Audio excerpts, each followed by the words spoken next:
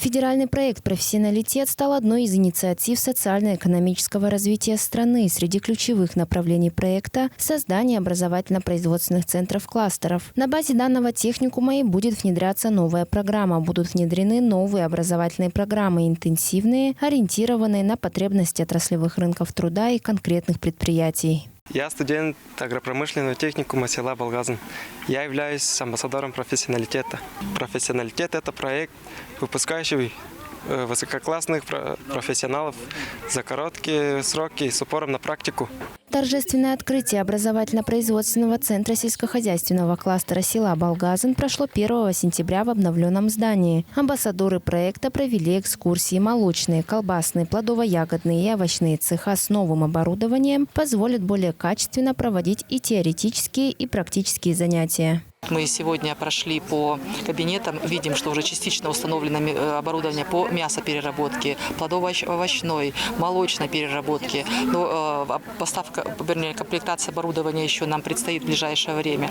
Мы видим здесь, какая стоит техника, именно техника, которая нужна для обработки полей, для того, чтобы на них растениеводство было очень высокоэффективным. И это техника, на которой как раз будут обучаться наши студенты, и затем они пойдут к работодателю уже подготовленные, наученные работать на современном оборудовании. 100 миллионов рублей из федерального бюджета было выделено в рамках проекта «Профессионалитет» для закупки нового оборудования. Также в финансировании участвовали и будущие работодатели студентов, что является обязательным критерием для участия в профессионалитете. В связи с программой «Профессионалитет» уже среднее образование, которое получат в агропромышленном техникуме села Балгазин, они уже будут не только теорией обладать, а практикой. Я готов уже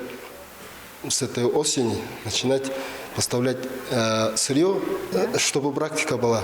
После окончания техникума все работодатели с огромным желанием примут квалифицированных выпускников на свои предприятия. Одним из плюсов обучения является и ускоренная программа. Если ранее она составляла 3 года 10 месяцев, то сейчас студенты будут учиться 2 года 10 месяцев. Это будет абсолютно новые программы.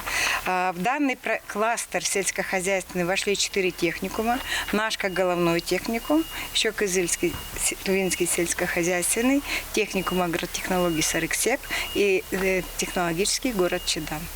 Общее число студентов вот из 4 техникумов 490 человек. Обучение предусмотрено по 8 аграрным направлениям. Ближе к 15 сентября новый центр будет готов принять студентов для прохождения практики на современном оборудовании. Орлана Байду, РС Мангуш, Дарина Даргат, телеканал Тува-24.